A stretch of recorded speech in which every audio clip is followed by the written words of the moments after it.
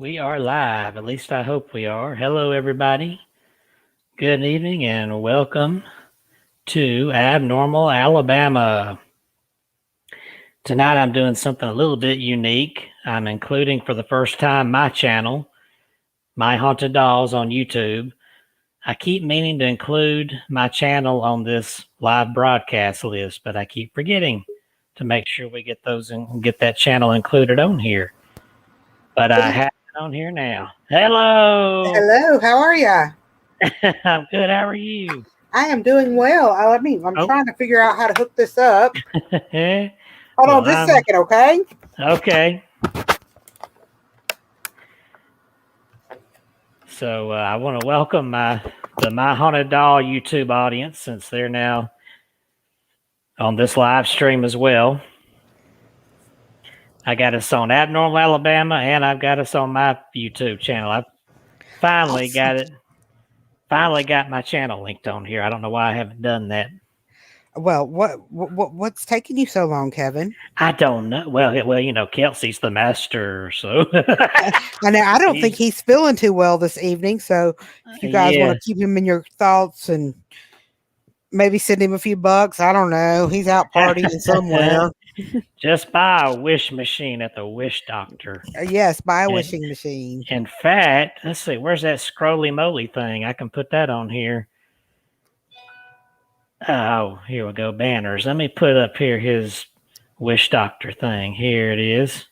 I just got my notification that you were live on Haunted Dolls. Yay. Well, that's good. Yeah, this is going to be a treat for My Haunted Dolls. I don't know if the audience knows I also do this show. Well, they do now. And they do now. So that gives a little something different besides my live feeds that I do with my spirit box sessions and things with the dolls. I'm fixing my hair here while I'm on camera. For those who don't know, that's Catherine Marie over there. That's me. Abnormal Alabama. And I'm Kevin Kane, myhauntedDolls.com. And our ringmaster, Kelsey Graham. I don't know where tonight, he is. So I know he said yesterday he wasn't feeling good. So as soon as I messaged Wars the link, I said, wait a minute, he probably isn't even on here. So I did this up real quick. You did a great job, Kevin. You're awesome. So I hope he's okay. My Facebook's been a little bit slow tonight, so it took me a moment to get on. I don't know why it's doing that. I have had Charter out here. They have replaced the entire line. They have replaced the box thingy, the router, and that other box and all that good stuff. And for some reason, it wants to work when it wants to work. Yeah, I had that trouble with what was I with DirecTV, and I have now got AT&T TV, so I don't have to worry about a dish anymore. I don't lose my signal when a cloud goes over. Yes, we have AT&T TV, but we have Charter internet because Charter, AT&T and Charter both are at my next door neighbor's house, but they used my address to get their Charter. So it was all messed up. It was all messed up. I don't know what happened there. I accidentally clicked the pictures. I was making room here. That was the Mystery Science Theater thing I used way back when we did that Captain Kronos thing and got booted off YouTube during our live feed. YouTube people. I was making room for my pictures of the abnormal, the oddity, what we call it, human oddities, which is our episode tonight. I love human oddities. And, people that are different, really, I'm attracted to more than the boring people. Yeah. So, well, I've got us a selection, including one that I might have heard of and forgot. I don't think I've heard of it before. If I did, I forgot. But the Axe Space Man right here in Alabama. We've got our own oddities, so that's a good one to talk about. And I've got the famous ones here. I got several, from the Elephant Man to the Wolf Boy or Wolf Girl, actually. I know there are a lot of wolf wolf boys out there. And Yeah. one of my I love tattoos. I love to photograph tattoos. I love to look at tattoos.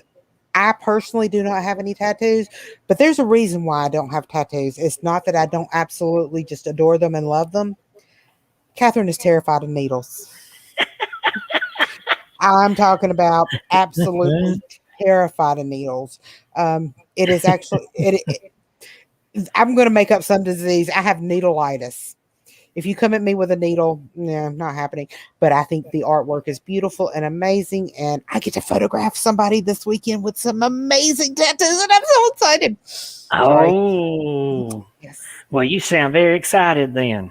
No, I'm not excited at all. No, not at all. You're not excited at all. I'm not excited at all. At I'm all. actually, tonight I am relaxing. I am in my bed.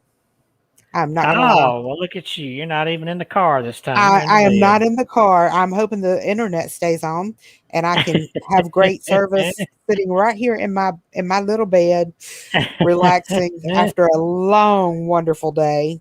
Um, it was a very long day. Ah, I am not used to getting up in the morning. Something abnormal. People that get up in the morning, get dressed, shower, get dressed, and go places. That's abnormal to me.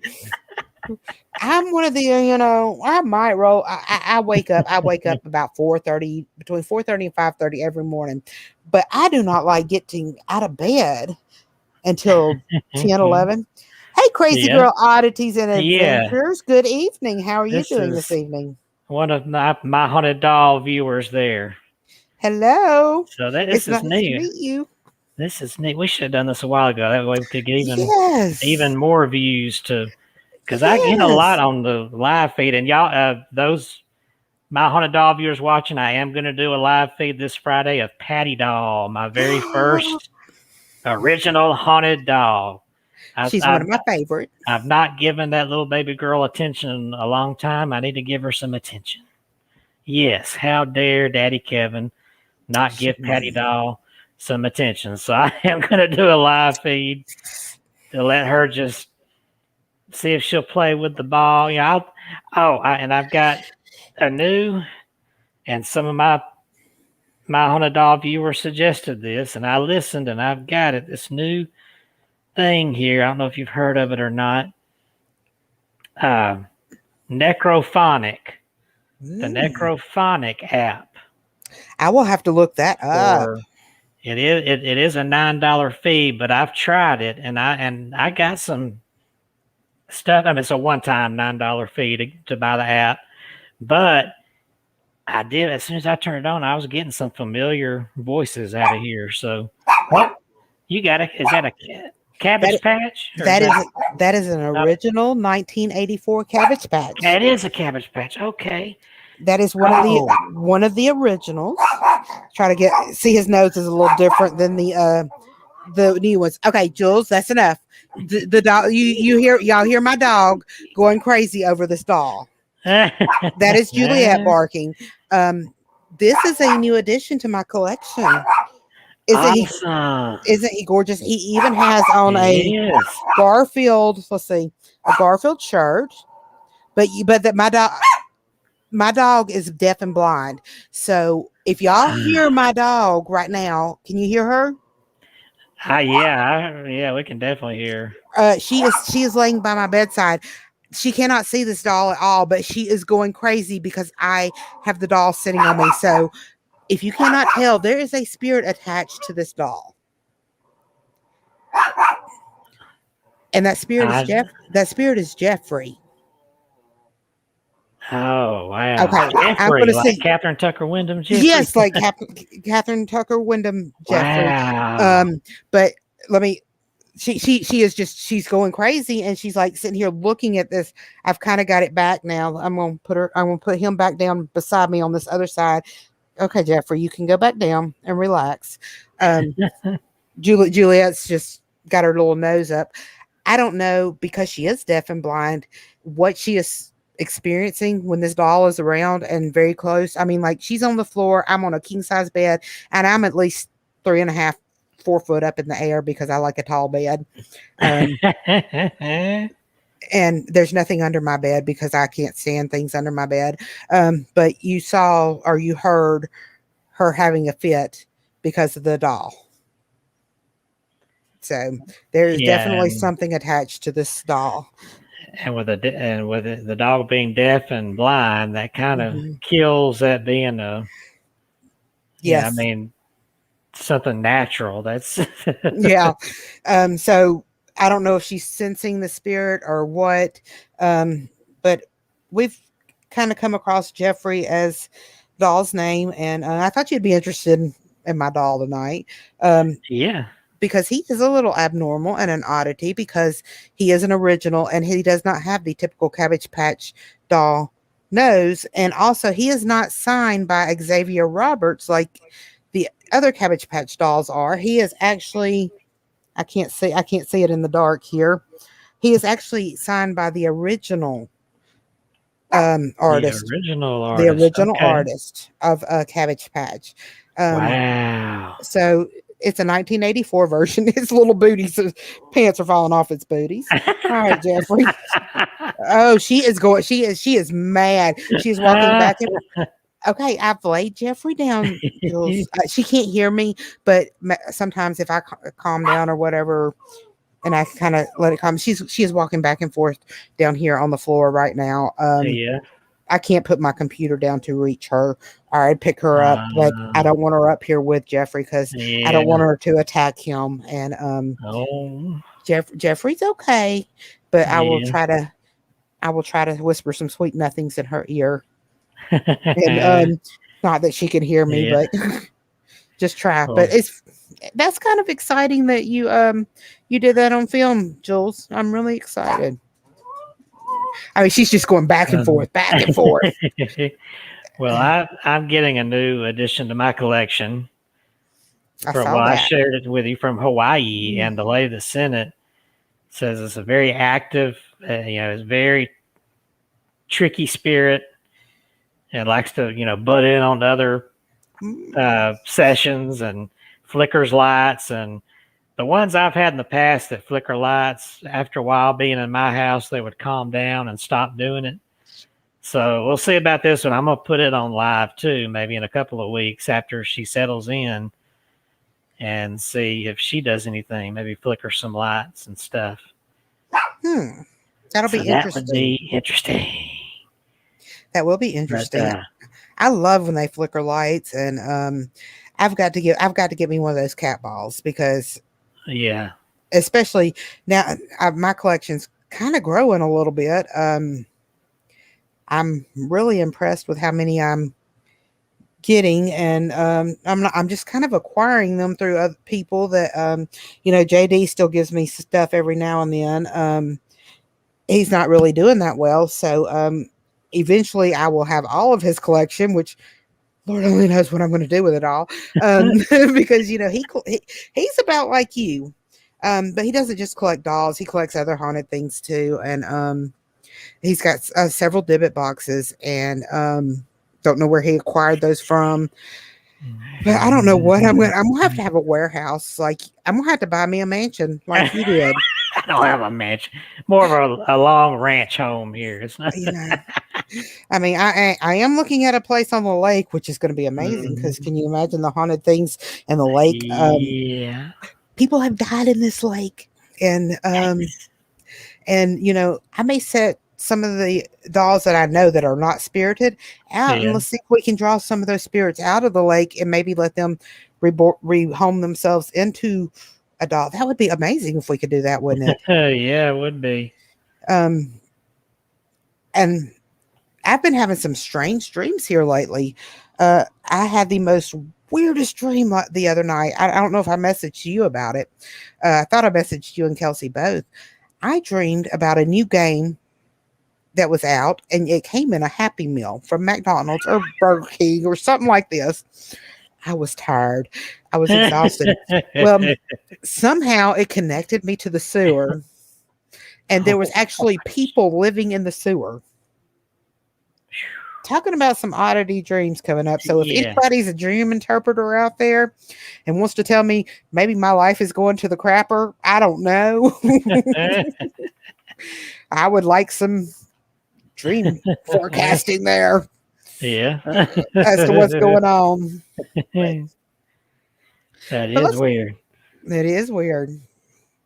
But Jules seems to have And, calmed down. So I'm that's sitting here good. petting Jeffrey and loving on Jeffrey so that he feels safe and he's not been brought out much. I've had Yeah. him probably a week. I've had him about a week now, Oh, that's and good. I've kind of kept him a little secret, you know. Yeah. But let's talk Yep. about our show Yeah. tonight. Let's talk about human oddities. And when I was a kid, I loved to check out the Guinness World Book of Records and just look at the strange and unusual people in there. World's tallest person, world's smallest person, longest fingernails, which I'm going to touch on some of those tonight. But the most famous, and this, when I was a little kid, this movie came out, and it was already out, but it came on TV, and it scared the fire out of me. I couldn't eat for a while, and it was the Elephant Man, who is one of the most famous abnormalities there. I do remember watching And that as a child. yeah, and this is the picture we have up here. That's the real Elephant Man, not the movie version, not the play. This really was a man who once lived, and his name. Make sure I get it right because some people have gotten it wrong over the years. Merrick, John Merrick. And what was that And disease actually called? that's going to be here in the article here. It was weird because he didn't show signs of it until later in life. So it wasn't something he was born with right off the bat. I'm trying to find what it was called here because I don't see it in the article here mentioned. The article is more, I'm about to read is more about the differentiations. Okay, it was called Proteus syndrome, which is a Proteus syndrome. very rare condition there. Proteus syndrome, which caused him to have these abnormalities. And but there were some differences between the movie and play and the actual man, which is why I chose this article to read here by David Sheward, which he wrote in first person here. And he says, ever since Bernard Pomerantz's 1977 play The Elephant Man became a hit in London and on Broadway, the pitiful image of Joseph Carey Merrick, referred to as John in the play, that's where some people get confused with his name. I thought it was John too, but anyway, who is a deformed wretch forced to earn a living in a freak show who finds safety thanks to a sympathetic doctor and kindness in the loving embrace of a famous actress, has been seared into the public imagination. The play ran for over 900 performances in New York, an impressive number for a non-musical. Stars such as Mark Hamill of Star Wars, Bruce Davison, and even David Bowie succeeded Tony nominee Philip Anglim, who first played the lead role on Broadway and repeated it in an Emmy-winning TV version. David Lynch's unrelated film edition was released in 1980, headlined by Anthony Hopkins, a.k.a. Hannibal Lecter, and Anne Bancroft and John Hurt, who was the Elephant Man, in full makeup as Merrick. The play was presented again on Broadway in 2002, and in 2015 with Bradley Cooper playing the Elephant Man.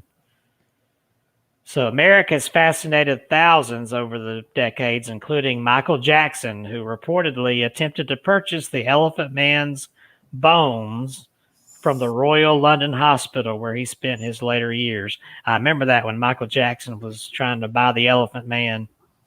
I do remember that myself. Yeah. So the play and film do closely follow the subject's real life, but there are significant differences. the most basic being his name. Frederick Trevis, the prominent Victorian surgeon who first saw Merrick on display in the back of a shop across the street from London Hospital in 1884, recorded the name as John rather than Joseph in his 1923 memoir, and the moniker stuck. Pomerantz acknowledges the discrepancy in his play by having Trevis and Carr Gom, the head of the hospital, disagree over which name is correct while composing Merrick's obituary at the show's conclusion. Trevis's account is one of many tellings, including Ashley Montague's The Elephant Man, A Study in Human Dignity, and The True History of the Elephant Man by Michael Howell and Peter Ford. Another major alteration between reality and drama concerns Merrick's early life. In the play, Merrick's manager, Ross, a fictional combination of several figures who handled the Elephant Man's career, tells Trevis the young man's mother was unable to deal with her physically horrific son and placed him in a workhouse at the age of 3, where Ross found him and took him on as an exclusive attraction. Several factual accounts state that Merrick's deformities were not extreme until the age of 5. He was born a seemingly normal baby in 1862 in Leicester to Joseph and Mary Jane Merrick, but at 21 months he began developing swelling of the lips, followed by a bony lump on his forehead, which later grew to roughly resemble an elephant's trunk, and the loosening of his skin. In later years, his left and right arms began to grow significant differences, and both feet were enlarged. To add to his troubles during his childhood, he fell and suffered an injury to his hip, which left him permanently lame. The family is said to have believed young Joseph's condition was caused by Mary Jane being frightened by an elephant at a fairground during her pregnancy. I remember hearing that before, too. Despite his physical appearance, the boy and his mother were close.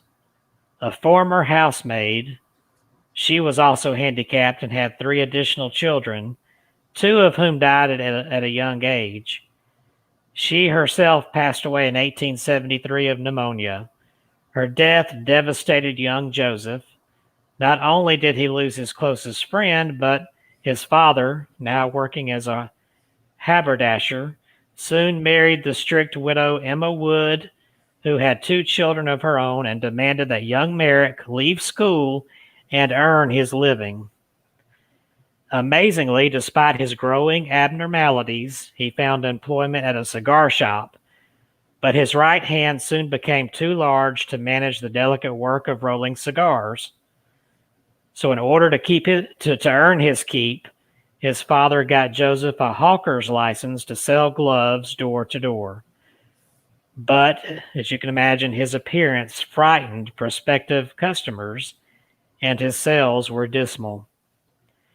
Joseph Sr. would often beat his son if he came home empty-handed, and the stepmother would deny him full meals unless he had earned enough to pay for them.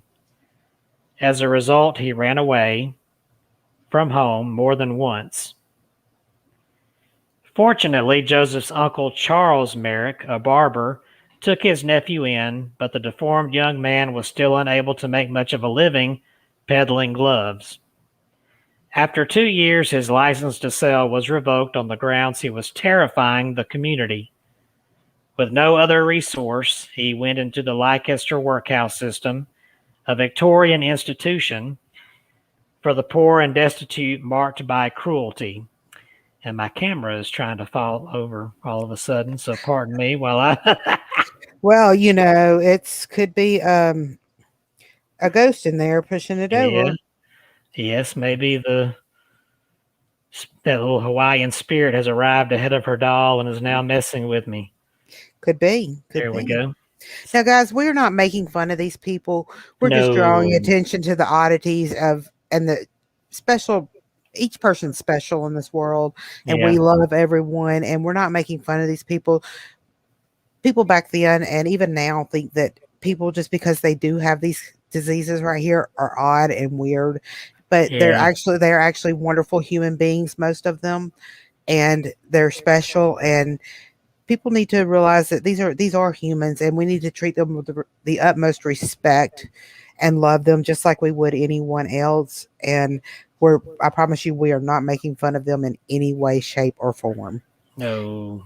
It's got to be a hard life knowing that, like, people were scared of this gentleman, and that's sad to me. That's very Yeah. sad because he, from what I've read about this man, he had a loving, caring heart, and he was a good person. And all he wanted out of this world was to be treated like a normal human being, or just a human being, not even a normal human being, because who likes normal? We like the abnormal. But that's but we are just trying to touch bases on, not everybody is the same, and we do have these diseases out here. I've actually sent you a couple, Kevin, that I thought were very interesting, that I've read about and followed their stories over the years as they go through some treatments. And some of these are modern day people, and more than anything, they just want to be loved and treated like a human being. That's just my Yeah, two they cents in it, do. you know. Yeah. Yeah, I see somebody's out here on Messenger. Yeah, I got the little lady there. I've got her story up here. But I Okay. didn't see this one about the tree man, but we'll get to that one. Okay. All right. So back to the elephant man here. He was in the workhouse for about 5 years and saw only one way out of his miserable existence. Strangers had always stared at him, so why not get them to pay for the privilege? He contacted music hall showman performer Sam Torr, who eventually sold his interest in Merrick to exhibitor Tom Norman. It was Norman who brought Merrick to London to be exhibited in the shop opposite the London hospital, where Frederick Trevis later found him. Showing himself as a terrifying oddity was his only means of financial support, and it was probably not a happy way to earn his keep, but unlike the preyed upon wretch of the play, Merrick was the one who contacted his manager rather than the other way around. So he put himself into that Mhm. business. Yes, But and people will sometimes will not hire people that are have physical abnormality. yeah. So sometimes that's the only thing they could do to earn their living and provide for themselves and their families. Yeah. And how he passed was sad. That's one thing that the art world and history world agree on is Merrick's death and his age of death and how he died. He died at age 27, which occurred in 1890 when he was discovered lying on his back in his bed. The weight of his head, which would have crushed his windpipe, prevented him from sleeping normally, so he had to get his rest sitting up. The death was ruled an Mhm. accident, and Trevis concluded that Merrick was experimenting with sleeping. He died trying to be like others. So it's believed he was trying to just sleep like a normal person and it wound up suffocating him. And that is just sad. Very sad, but I know that he had a great relationship with his mom, according to the Yeah. movie, and hopefully he did find some happy times in life and found people that really did love and care about him. Yeah. And And his uncle was a lot kinder to him than his father and wicked Cinderella stepmother.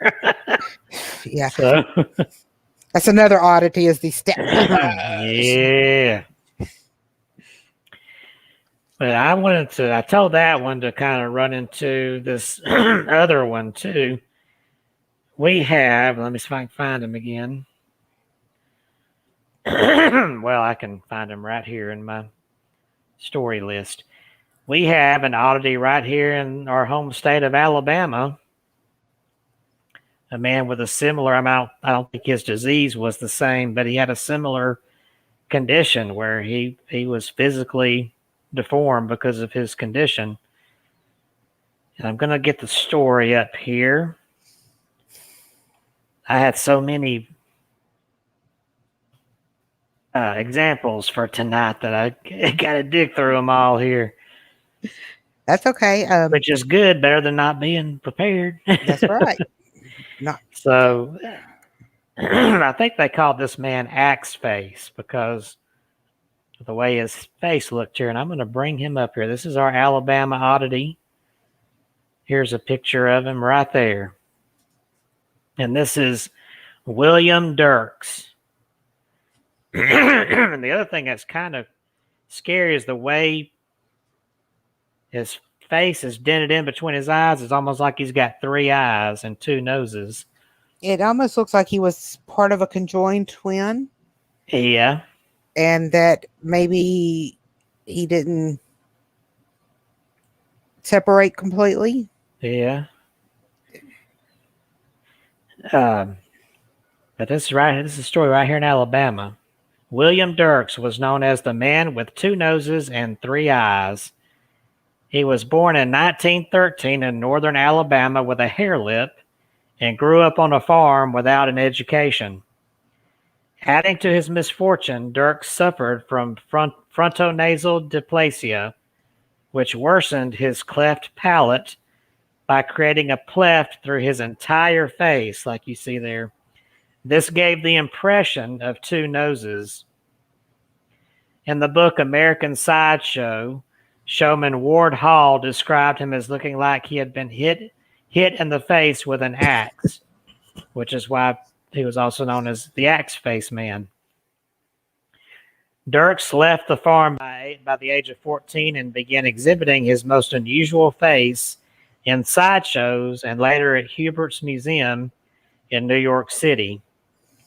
In Arthur Lewis's book, Carnival, Dirks said, quote, "None of the kids or teachers could ever look at me, and my mom and pop did not have any money to give me for a private education, so what could I do?" To add to his bizarre look, he painted a third eye in the gap between his real ones. So that third eye in the middle is actually painted on in that indentation. By the 1960s, he was earning as much as $100 a week. Aside from finding a livelihood on stage, the 2-nosed man also found love and married Mildred, the alligator-skinned woman. Now, the alligator-skinned woman, I forgot to look her up. That would be an interesting thing to talk about here. Following that.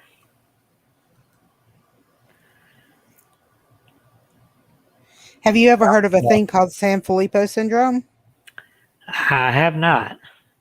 Where this is where children, they start off growing at a normal pace and acting like a normal child. At about the age of 3 years old to about 6 years old, they start regressing back to infant stage until, and most of them do not live past the age of like 10 to 12. And that's a very interesting. This is kind of a shout out to somebody. Love you, Logan. he does suffer with that syndrome, and cutest little boy. But they're deformities, and I don't really call it a deformity, but they actually have extra bushy eyebrows. Oh, okay. That is one of the signs of theirs. And no, I do not have Sanfilippo syndrome because due to COVID, I haven't done, gone and all that little stuff that we normally do. But don't want people in my face too much. But something that is interesting. But we love Logan, and he is an awesome kiddo, and he just turned 13 or 14 this past month. I can't remember if he's 13 or 14, but he has actually is starting to slow down, but he has actually thrived, and he lives with a great family, and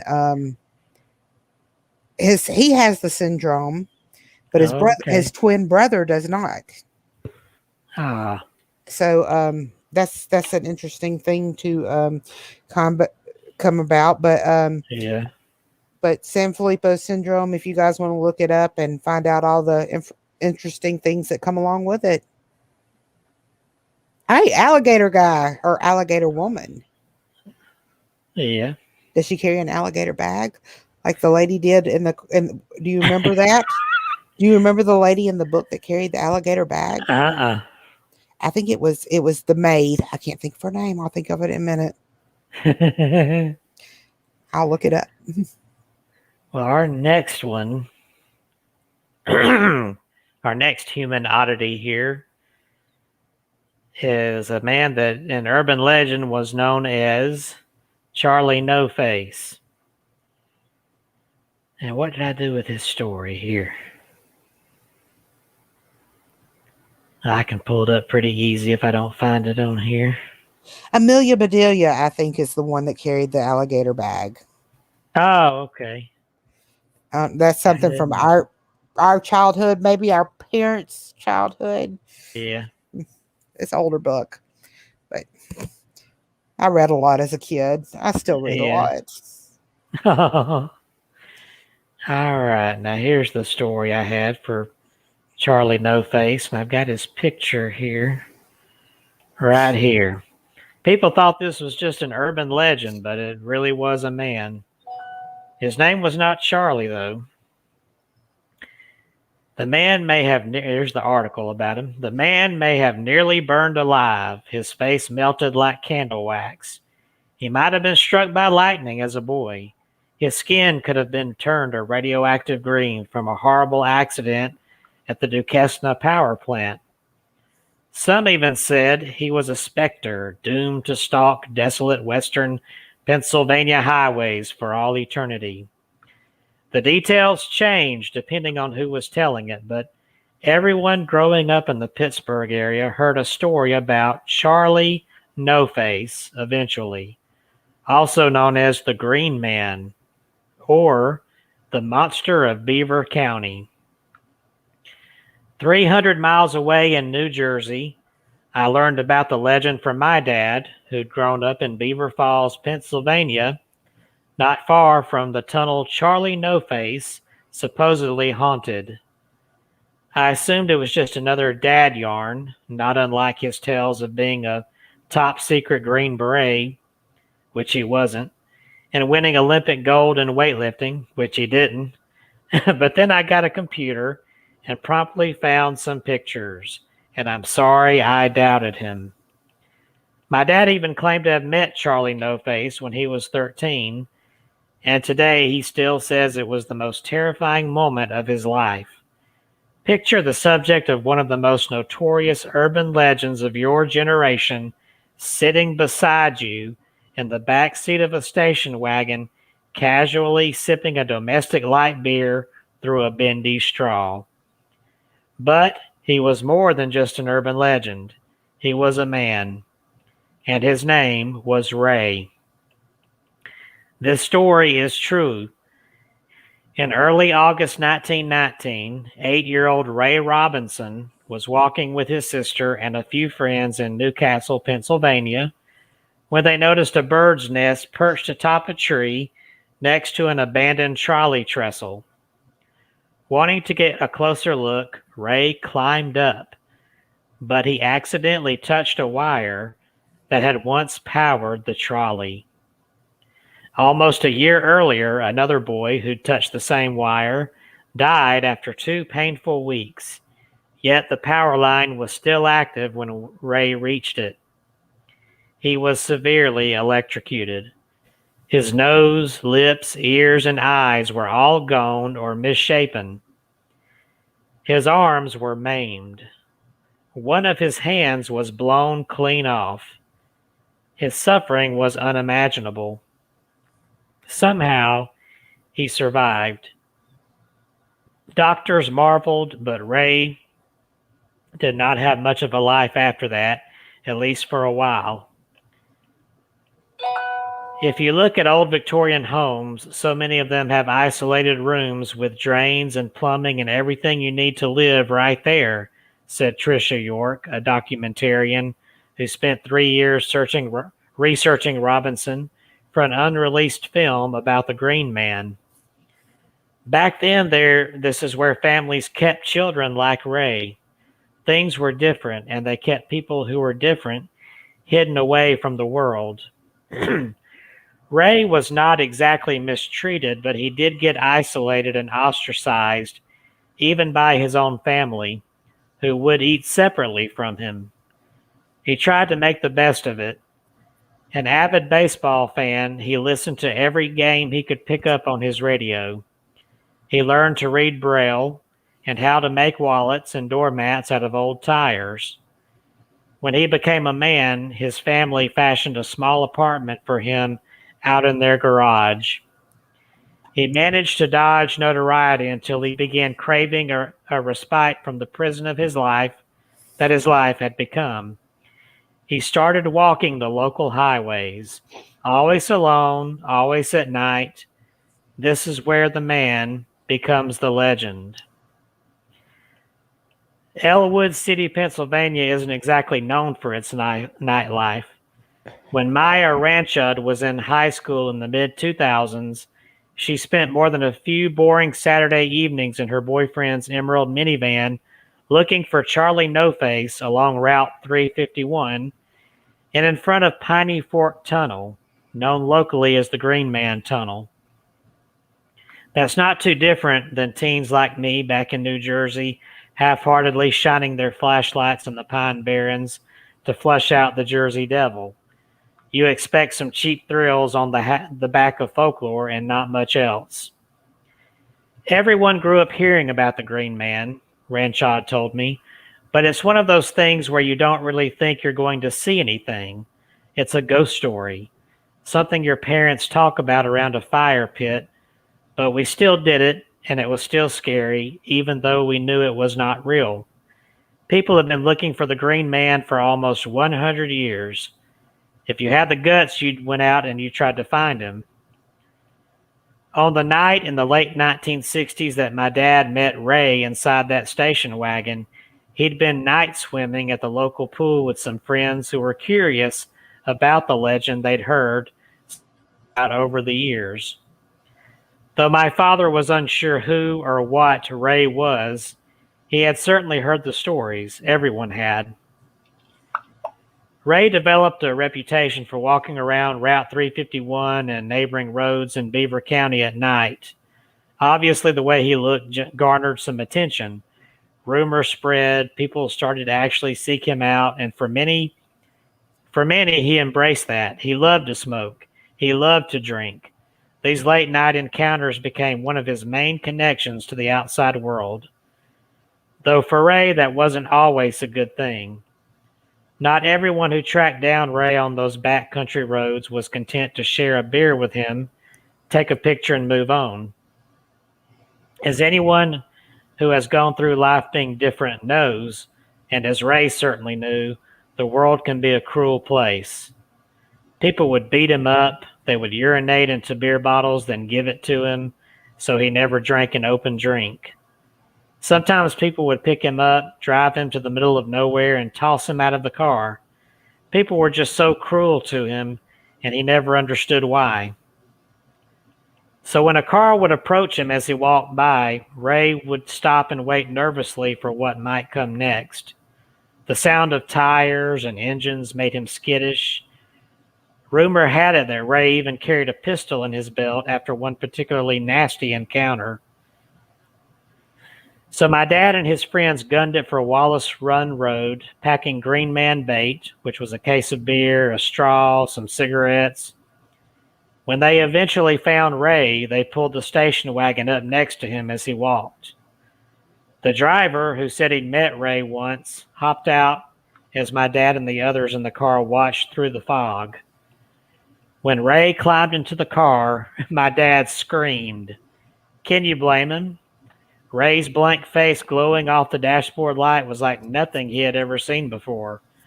The Green Man in the actual flesh, just a pencil length away. The Green Man moniker came not from the rumors about him working at the power plant, but from something a little more gruesome. His nose was basically an open wound his entire life. It would get infected quite often, and that would make it turn green. Which is why he's called Charlie No Face instead of Ray No Face remains a mystery, though. After the palpitations ceased, my dad realized he had nothing to fear. It was like meeting the boogeyman and discovering he's just a misunderstood guy who likes beers, shooting the breeze, and the Pittsburgh Pirates. People need to understand this was a human being, a real person, and someone who endured one of the most tragic lives ever encountered. Underneath it all was this beautiful, kind man. Recently, I pulled up photos of Ray online and showed them to my dad. He did not say anything for a while. He just looked and remembered. The only thing he could say is that he was sorry he was ever scared of the man in the first place. I interviewed hundreds of people about Ray all over western Pennsylvania. They were mostly young men who would go out with Ray or pick him up and drive him around. And I wouldn't be able to count how many of these grown men broke down in tears talking about him. A lot of them regretted the way they treated him, understandably, but so many people just cried, remembering what Ray meant to them and what he did for them, or just reflecting on his life and how sad and bittersweet it actually was. There's a photo of him posing with a woman, maybe the only woman other than members of his family that he ever touched. You could tell he was happy and that he was not scared, or that she was not scared. There was the young man who lost a brother in Vietnam who credits Ray's companionship and unending empathy as a major force for positivity during his grieving period.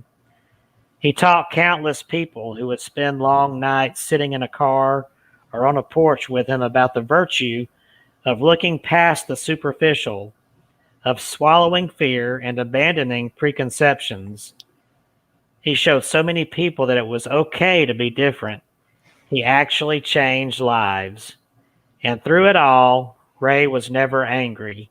He was never upset. He never asked, why me? He kept being positive, being genuine, and being the kind of person and friend we all wish we could be. Everyone will remember the legends, but he meant so much more to so many people, and it really made him happy. Now it says there he died in 1981 in a nursing home and is buried in Beaver County, just a few feet away from the little boy who was electrocuted 1 year before him. Occasionally you will see fresh flowers placed on his grave. He was a gleaming example of someone being given the worst and making the best of it. He was more than just an urban legend. He was a man, and his name was Ray. Now that is a beautiful article right there. That was a beautiful article. I had not had time to finish it earlier to get to the ending. That about made me tear up a little bit there. Oh, may you rest in peace, Ray. Yeah. So yeah, I mean it's I can't even imagine what it's like to go through life with something that severe. You know, that kind of a deformity about you, and then having to deal with people who react to that, and some of them in the worst ways. It's one thing for somebody to just be scared or whatever, but to be mean and cruel like some of them were. It's not something we promote. We don't want to be mean to anyone. I everybody knows that I went to school, was an EMT for years, and I worked on the ambulance, and we had to pull rotations at this certain nursing home, and there were a lot of young people there. One guy was shot in a gang fight, and he was shot in the head. Now he was missing all this side of his face, and his head was like it was gone.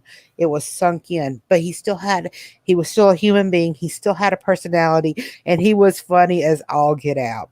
He would have us girls laughing our booties off because he thought we were amazing. And he was still a flirt, just because he lost that part of his brain, and he was still a flirt and still had a great personality. And he said it changed him, and he was, it pretty much paralyzed him on like that one side, but he was able to walk to a point and get around in a wheelchair. But he would be considered deformed a little physically and mentally, but it didn't mess with his personality at all. He was a great guy. I can't give out his name or anything for privacy reasons, but There are some these people. I mean, these people have courage because Yeah, they've been handed a card in life that you and I could only we we could only imagine. And some of them come out with some humble. They're just there's some of them are just amazing people, yeah, and I have all respect for them all. And when you see somebody like in a wheelchair or with some kind of deformity, don't stare, and don't be afraid to yeah, go up and talk to them, and introduce yourself. Be a human being to them, and yeah, I am very interested in a lot of these diseases, and I follow some of the conjoined twins, and I find it educational, and I like to see their lives and how they're flourishing, and they're dealing with some of these things that they go through, because it's different from what you and I go through every day, because we're considered, I guess, we look normal. Well, okay, Kevin, I look normal. Oh, you're gonna play Kelsey tonight, huh? Well, he he is a little on the not feeling well side. So I'll Yeah. hold on. I'll go in there and shave my head real quick. Nah. Um, but he will definitely. I gotta play him. But we pick on each other, but we do love each other and we do respect each other, right, Yeah. Kevin? Yeah, we do. And but let's go on to another thing Yeah, that seems like an oddity. Have you ever been to the oddity shop in Birmingham? I did. Yeah, I went in. Gosh, when was that? I went in there.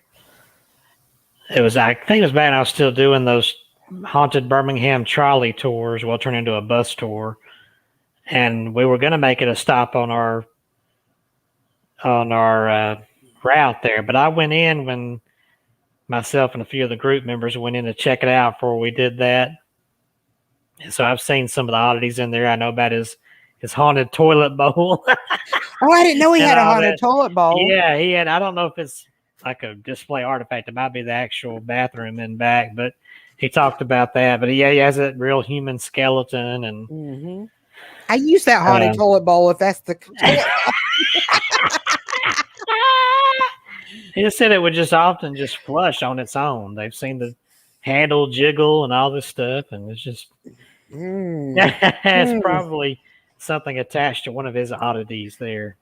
Well, they have these newfangled toilet bowls that you don't have to flush anymore. Yeah, I hate being on one of them toilet bowls and just sitting there and you feel yeah. like you're gonna be sucked into the toilet bowl. They We flush had on their those own. downtown. We moved to a different location for our office that didn't have the automated flushing, so we had to keep reminding the men, don't just get up and walk away. Flush. That's the handle. You can use your foot, but don't aggressively use your foot to flush that toilet I bowl. actually peel off a little piece of toilet paper and use that so I can. But Yeah, that's that. I never thought about that. I'm a footer. I use the foot but because I got my. yeah, Mm, I never but understood people washing their hands and then walking over to the towel dispenser and pushing the button yeah, and then opening yeah. the I door. hate that. My hands are contaminated. No, I Yeah, use before I wash my hands. I push the little towel button so the little towel comes out, and I have plenty of towel. And then I wash my hands. I do not turn. I dry them off. I turn the water off. I open the door using my towels the whole time so that my hands are not touching the nasty surfaces that somebody else did. Yeah, I'm not a germaphobe, but I am cautious because I don't want somebody else's funk. no, don't want that. No. Well, But speaking of hands, the next oddity has to do with hands, and that's the one you shared with me the tree hand, the tree yeah, man. I have been following him, and I think last time I heard they had removed some of this. But is that not interesting how his fingers look? Yes, Yeah, it looks just like he's got plants, some kind of plant life growing out of his hands. And yeah, this guy looks like it's in Jerusalem there. Yeah, here's the article you sent. Kind of talks about that surgery. It says patient with tree man syndrome says he can finally live a normal life. More than 2 years after doctors in Jerusalem removed thousands of bark-like lesions that had prevented, I'm going to mispronounce this, Mahmoud Taluli from using his hands for more than a decade, he continues his battle with a rare and curable skin condition. But even with another surgery planned for later this summer, his fifth in the pioneering treatment at Hadassah Medical Center, Taluli considers himself a winner. After years of suffering and solitude, I can finally live a normal life, said Taluli, 44, who lives in Gaza and suffers from epidermodysplasia verruciformis. I have no idea if I pronounced that right. You did close enough. Yeah. An extremely rare condition caused by his immune system's inability to fight off the ubiquitous human papillomavirus, resulting in painful gray and white growths on his hands and other parts of his body. His severe form of this condition has been documented only a handful of times around the world and has been nicknamed tree man syndrome because the large growths can resemble tree bark. Last month, a man in Bangladesh with a similar condition made international headlines with his pleas for doctors to amputate his hands after a series of unsuccessful surgeries to remove his lesions. As in Taluli's case, the lesions on the Bangladeshi patient keep growing back, leaving him in severe pain and unable to use his hands, according to media reports. Although he has not spoken with that patient or his doctors, Michael Chernovsky, the senior hand and microvascular surgeon at Hadassah, who is overseeing Taluli's treatment, says that amputation is not a good solution. In fact, when Taluli first arrived for the treatment at Hadassah in 2017, he said that doctors in Egypt and Jordan had recommended amputation of his hands, an option Taluli refused. Amputation is a non-starter that would create more problems, Chernovsky said, explaining that if the patient's hands were cut off, the patient would likely continue to have severe pain from nerves severed in the amputation process, and the skin condition would continue to affect the rest of a patient's body, he said. But I really feel bad for this patient in Bangladesh, and it seems like his desire for amputation is an index of his frustration levels. Treating Taluli and ultimately saving his hands has been a long process, and it's not over yet. In 4 operations since 2017, doctors have removed thousands of lesions from his hands and other parts of his body using scalpels and other instruments. They make incisions that are often deep enough to require skin grafts to aid in healing. The operations have been largely successful in clearing away enough growths to allow Taluli to use his hands. But new growths continue to appear. The team will operate for a 5th time later this summer to remove new lesions on various areas of his body, as well as some scar tissue from previous operations. He realized he was just reinfecting himself by touching lesions, then touching other parts of his body, Chernovsky said. Not only are existing lesions at risk of spreading to other areas of his body, but if the deep roots of each lesion are not completely removed, the growth returns, Chernovsky said. You can't just shave these off at the surface. You have to remove every last shred. Removing the roots of the lesions also relieves the pain they cause as they compress nerves. In the beginning, I wasn't sure our approach would work, Chernovsky said, explaining there's no medical protocol for treating the condition. We didn't know if there would be anything viable left of his hands, but thank God it's working. Doctors are now working to map Tululi's genome to pinpoint the genetic abnormality that keeps his immune system from fighting off HPV, which comes in more than 100 strains and can cause warts and even some types of cancer, but is usually harmless. Tululi does not have the same genetic mutation that most other patients with the condition have, doctors said. Ideally, the Hadassah doctors will develop some type of tailored immunological based treatment for Tululi to allow his body to better fight HPV. They also hope to learn more about the still mysterious human papillomavirus and why it affects different people in different ways. Another challenge is that Tululi lives in Gaza, where the ailing medical system does not offer physical therapy that would ensure better future function for his hands. Patients from the increasingly isolated and impoverished enclave also must obtain permission from Palestinian and Israeli officials to enter Israel for care.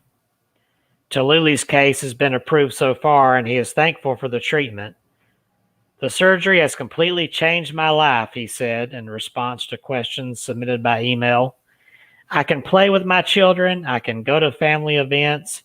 I no longer need to cover my hands when I go out in public. This one's going to have a happy ending, hopefully. Yes, hopefully he does have a happy ending for his condition. But that is some amazing stuff there. Looks like we had some. Oh, looks like Mr. Black County Bigfoot has joined us. Hello, Hello! That is Brandon Lee Moore. I think it's Moore. Brandon Lee Moore. Brandon Moore. Okay, yeah. Yes, we've often heard Kelsey talk about him. Yeah, he was sporting an Abnormal Alabama shirt the other day. Okay. And looks like we got somebody. Okay. Give me a moment here. We have Mark on here. He's watching this evening. Hello, Mark. And I haven't heard from Billy Bird tonight. Billy Bird? Yeah, where's Billy Bird? Missing Billy Bird. I don't know. And Don, where are you? Hadn't heard from you tonight either. I don't know. Where do these people be at? Some of them are probably wondering where's Kelsey at. Well, I'm hoping Kelsey's okay. I haven't heard from him in a few hours. I'm sure he'll call me in a little bit. Yeah. He's probably, knowing him, he's playing the sick card and he's probably asleep somewhere. Yeah, that's possible. He's turned the air conditioner on. He's closed his eyes. Kelsey is missing. Yes, he is. I guess I'm going to send out the dogs in a little bit to look for him. Just so we can, while he's not here, we can do a shout out for him. Look at the bottom of the screen here. You see the Wish Doctor's wishing machine now on sale at wishdoctor.com. So, thewishdr.com. Yes. Pretty cool little machine. I just want to say, because I had somebody posting some negative comments. If you post negative comments, and this is from my channel, you will be removed. I won't hesitate to do that. So, don't post negative comments, folks. Yeah, please do not post things about my haunted collection and this person was making fun of our oddities, so I want to make sure that's not going on. This is a serious subject. We're not making fun of it. No. So that person is gone now. All right. Let's re-emphasize this. We are not making fun of these people. These people are human beings. We love them, and we love them for their differences. Let's treat them like human beings. Yes, please do. I don't want somebody to treat me bad because I'm different. Yep. I'm fat girl, so Maybe that's not so different, but I got a belly on my body. But we're gonna treat people like human beings, like we would Yeah. want to be treated. All right. So sorry, I had to take a moment to remove some comments there. So anyway, back to our audit. Well, since I started a plug, we got Kelsey's thing down there. Where's my hand at? There we go. About to come through here. There we go. The Wish Doctor's Wishing Machine now on sale. TheWishDoctor.com. And also, I better plug his book, or he'll never forgive me. Yes, don't Let's see forget. here. Let me see if I got it, because for some reason, when I'm the one that starts the program instead of him, I have different uh, screen cover pictures on here, so I don't see his book. So that ticks me off. Dating the Dead, But datingthedead.com. it's datingthedead.com. I can put it up in the logo. Look up there in the corner of the screen there, datingthedead.com, because it's in the logo. It's a very interesting book for you But guys to read. yes, it is. Here we go. I found it in the There it overlay. is. Dating the Dead by Dr. Kelsey Graham. And that's got some interesting stuff in it there. People who have not just dating the dead, some of them have dated inanimate objects and married them. Yes. So, and other paranormal celebrities like Bigfoot. And Sex with Bigfoot. is anybody married to Nessie? I don't know. I don't know. I'm not sure about that. I'm I'm going to go to the turn my volume down here on my cell phone. I'm just gonna go look at comments and see what's going on, because I can't see anybody's comments for some reason tonight. I'm sure it's me. It's not you. Yeah. Looks like Crazy Girl Oddities also saw those comments I had to remove. So yeah, thank you for not getting him going. Because when you try to say back to them, "Hey, knock it off," it fuels their fire. I've learned these little trolls out there on YouTube and Facebook and Instagram. We do have a comment from Jack Hunter. He says, "I don't do TV because of the brainwashing and don't do Facebook because of the illusions and censorship. So I'm glad you're on YouTube.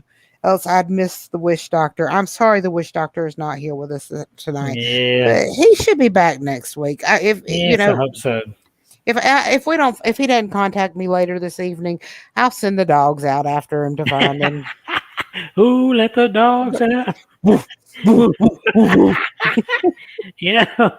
I should probably plug myself here while I'm at it. And don't forget about yourself, Kevin. And my books. Oh gosh, just on background there, but let me get back down here to where that's supposed to be the coverlets there. There we go. There's my latest book, My Haunted Collection, The Dark Side. So be sure to check that out at myhauntedDolls.com, where you can find some of my other books out there too. You can find Crimson the Blood Painting, the novel about my haunted painting from Salem, Massachusetts. And I have to do it because he's not here. Not to be, I can't work at the word I'm thinking of. Look, brain fart. See, I'm abnormal. Not to be confused with Alabama Crimson Tide. Yes, not to be confused with Alabama Crimson Tide. But just go to myhauntedDolls.com, or you can find these on. You can get it autographed at myhauntedDolls.com, but if not, then you can get it at Amazon, booksamillion.com. Some of these are on Barnes and Noble, and they're all on Kindle if you prefer ebook, or if you don't like to read but you like to listen to books. There's a couple of these of mine on audiobook, so on Audible and iTunes. So there you go. I have plugged myself. So, what is the next? We are talking about human oddities tonight here at Abnormal Alabama. I believe you had Jody on there. She's so cute. Yes, yes. I was going to lead up to her with. First, I was going to talk about the so far, and I don't know if the record's changed, but so far the tallest man ever on Earth on record, as far as the Guinness World Books. This fella right here. You can see how enormously tall he is in that old black and white picture there. I'm curious as to how tall the guy is beside him. How tall was he, Kevin? This guy that I'm about to talk about here, the tallest man, he stood at 8 foot 11.5 inches tall. Wait a minute, I'm sorry. Back up, Kevin. I think it was 8 foot 11.5 inches tall. They said he almost was 9 feet tall. So yeah, I've got it right. Wow. I started saying, am I not going high enough? But yeah, that's how tall he was. I met a guy last week that was 7 foot 11 inches. Okay, I'm about 5'6" or so. Yeah. Looking up to a 7 foot 11 inch person is like, wow. I can't imagine an almost 9 foot tall person. Yeah. That is very, very, very And tall. and I wanted to pull up the information on him here. Some of these I've been pulling up on a website called Weird Historian. Now, I wonder, And, okay, he's so tall. I'm assuming that his feet have to be rather large to support him and him be able to stand without falling over, because that would be kind of, yeah. you couldn't have a size 4 or 5 foot and be almost 9 feet tall, because if it'd be like Yeah. constantly. um, so But I'm curious to what size shoe he would wear. well, maybe we'll hear it here. I don't know. Robert Wadlow was his name, the tallest man ever, who should have been 9 feet tall.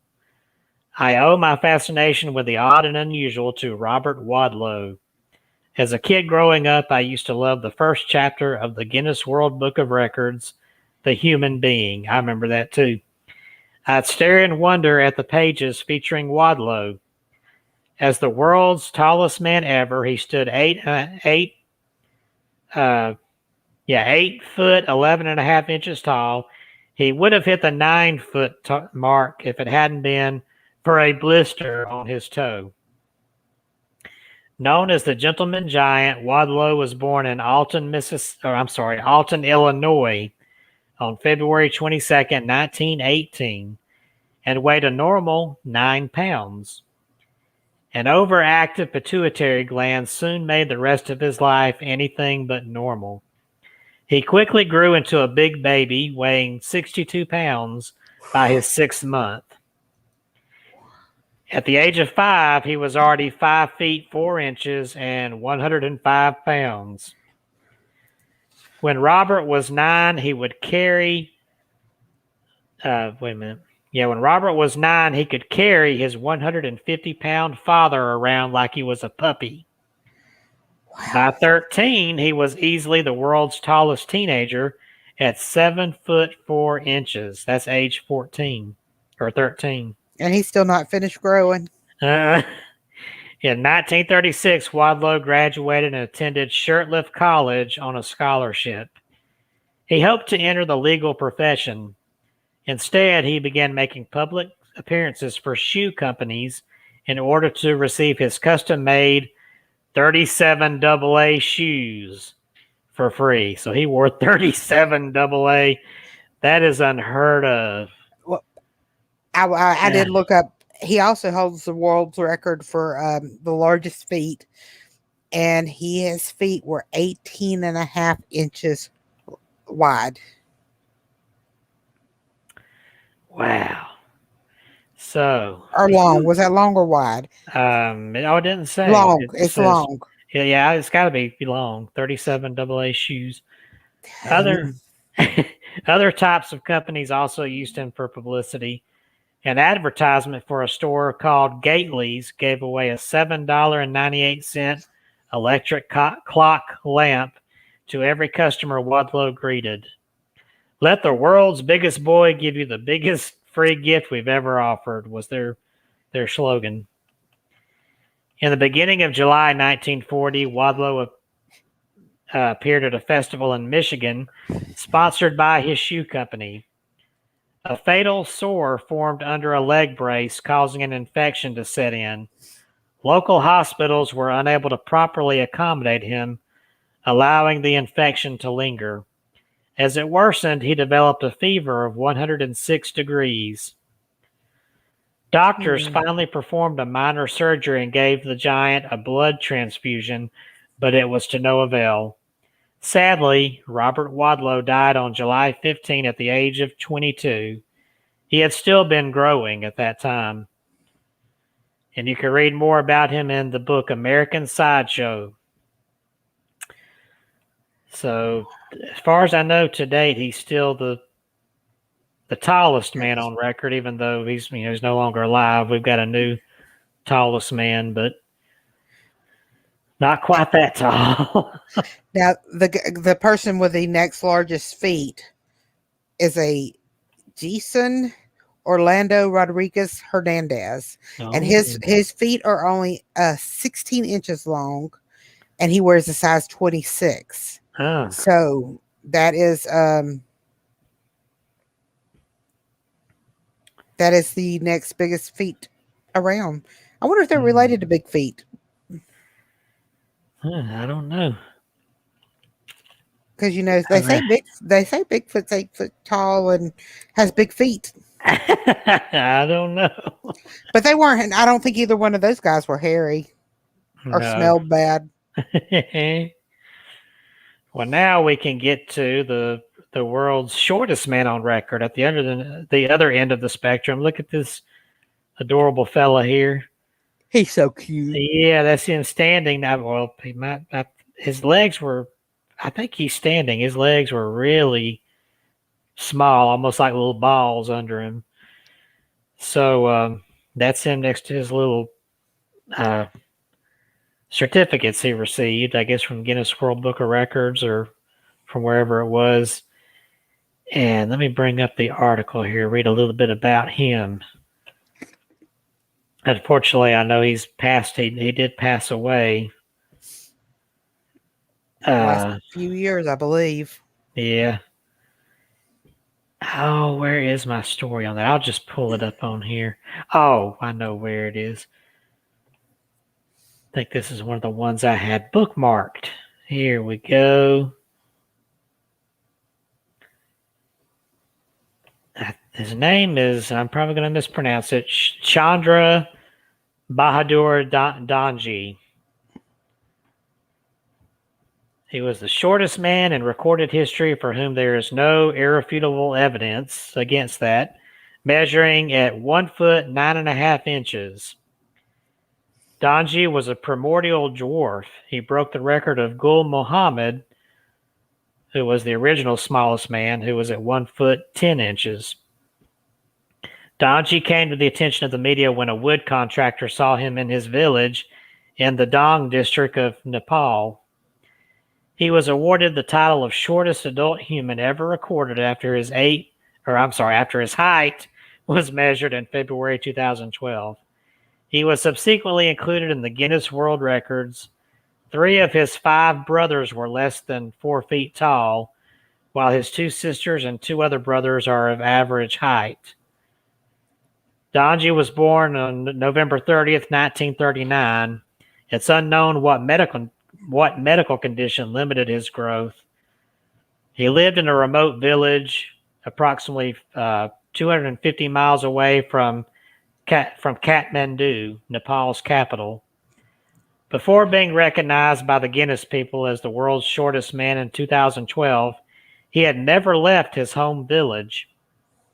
After being awarded the title, he said he had always wished to travel to all parts of his country and the world. He stated that being the shortest man in the world and a citizen of Nepal, he wanted to use his status to popularize his country. So he wanted to give back a little there. In 2012, at the age of 72, Danji met the world's shortest woman, Jodi, in India. Let me go ahead and throw up their picture together. There they are. Look at that. I love Jody. I think she's got the Yeah. sweetest little voice. It's so Yeah. tiny. And she's cute and she's a fashion diva. Let me tell Yeah. you. She does not she is not gonna wear crap clothes. She's always dressed to the max. Her Yeah. makeup is always perfect and she's so cute. Yeah. Unfortunately, Donji died in American Samoa on the 3rd of September 2015 at the age of 75 at the Lyndon B. Johnson Tropical Medical Center in Pajo Pajo.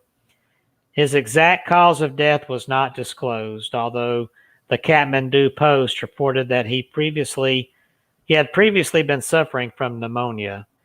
He had been touring the South Pacific for much of the year with Samoa's to Paul Bruno's Magic Circus. So that's sad, but He lived a long, happy he, life. he did. He did actually, yeah. When you think about 75, that's a long time. And now we'll talk about little your favorite there, little Jody. I think she's so cute. Yeah, I used to like this. Was my favorite part of the Guinness Book of Records was these interesting people. Jodi Kasanji Amji, I'm not sure if I pronounced that right, is an Indian actress notable for being the world's shortest living woman, according to Guinness. Following Amji's 18th birthday on December 2011, she was officially declared the world's shortest woman by Guinness World Records with a height of 2 foot 6. That was 2 foot and 0.6 inches. Her restricted height is due to a genetic disorder called primordial dwarfism. Amji was featured in the 2009 documentary entitled Body Shock. She was also a guest participant on Big Ball 6, an Indian television show. And on August 13, 2014, she was cast in the 4th season of American Horror Story as Ma Petite. I remember that now. And I think she's been to some conventions, some horror conventions too. So that is amazing. Yeah, I Now remember. we've talked about the tallest man, the shortest woman. Now I just sent you a link to the tallest woman. Okay. And I want to talk about something. It's to me it's very interesting because I'm not a foot fetish or of anything, but the tallest woman, her length of her feet was 14 inches. Can you imagine walking around on those 14 inches? And I'm not sure what size shoe she actually wore, but that's still a very large foot. Um, Yeah, it is. and she was over 8 foot. But I want you to read that, or you want me to read it? I don't have a picture of her, Yeah, I was but going to pull up a picture right quick. I got the okay. article up there, but I think I'm about to have a picture up here of her. Just Her name, one second here. her name was Zing Jin Lillian. Okay, that's close. Okay, as close as I'm going to get. Okay, she was born in China Oh, in the Hunan province, which most people of Chinese descent are very short. She was 8 foot and 1 inch. That is very, very tall for a woman. When she died, that was when she died in February of 1982. She huh. began to grow abnormally from the age of 4 months old and stood at 5 foot 1.5 inches before her fourth birthday. She was over 5 foot at 4 years old. At the age of 13, she was 7.5 foot. Her hands measured 10 inches and her feet were 14 inches. She did suffer from scoliosis and diabetes. Her parents were 5 foot 4 inches and 5 foot 1.5 inches, while her brother was 5 foot 2.5 inches at age 18. That is just, to me, that's Mm-hmm. amazing. I can't remember the exact disease that causes giantism. I can't remember it off the top of my head, but that was Yeah. a very tall woman, especially for her being from the part of the world that she is from, because Yeah. majority of their people are not of. I mean, their average height is like 5.5, even for men. So it's very, very, very short. Yes, I remember. I remember watching her on like TLC or Yeah. something. Look at big foot. You know what they say about big feet. Yep, they have big shoes. They got big feet. Look at you. Well, it's true. If you have big feet, you got to wear big Oh. shoes, and it would be hard to fill those big shoes. Yeah. So Well, I've got another story. This one is kind of a shocker. I did a little search to see is there really, 'cause there's a lot of faked photos out there, like one I'd shared, but there really was a two-headed man once, and I've got his picture right here. His name was Pasquale. Now look at this. This is amazing. I have read stories about him. The actual real two-headed man says here it was 100 years ago that two-headed Pasquale Pinon arrived in the Chair City and was decapitated. He only lost one head, though, and survived to tell the tale. But the operation in what is now Haywood Hospital ended his career in the circus. Pasquale Pinon, known as Pedro, the two-headed man, was the star of the Cells Flato Circus Freak Show. There were other acts, a fat lady, a tattooed man, a dwarf, and conjoined 12-year-old girls. But Pinon was the star. Sporting a smaller head sprouting from his forehead, like you see in the picture there, he became a nationwide attraction just 2 years after he got into the circus business. Exploitation of people with disabilities or deformities as circus freaks is no longer considered acceptable, although a few such shows persist. Similar concerns about mistreatment of animals led Ringling Brothers and Barnum and Bailey Circus to eliminate elephants from its performances in 2016. But in 1919, freak shows were still a popular part of the circus experience. Mr. Pinon's second head was actually a tumor growing out of his forehead. It was the circus. The circus made the tumor look exactly like his actual head and face, including a beard. The backstory from the circus was that the two-headed man fled Mexico with General John J. Pershing when Pancho Villa took his family ranch. To support his wife and 6 children, he took a job in the circus. The real story is that he was a poor railroad laborer with an odd-looking head who was discovered by a circus promoter. He was put on tour throughout the country as the two-headed Mexican. The Gardner News from June 21st, 1919, wove an exciting tale of what the newspaper called the decapitation of the two-headed performer. The Cells Flato Circus had arrived in Gardner by train the previous day to set up on Chelsea Street. It was a big event for the city, but instead of stories written about kids and elephants, the headline was Pedro, the two-headed circus man, decapitated at hospital.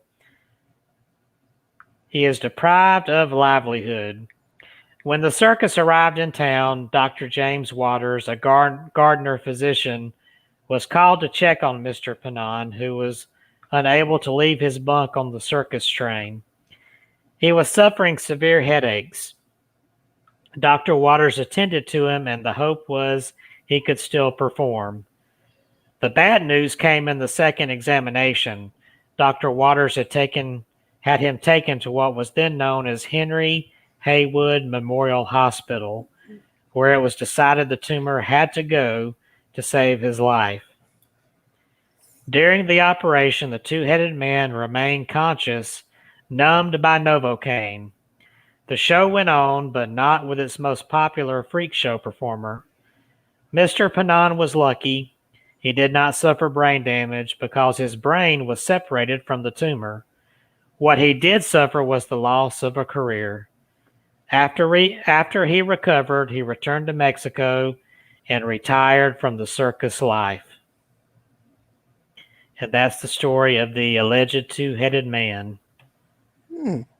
So he wound up living a normal life. Yep.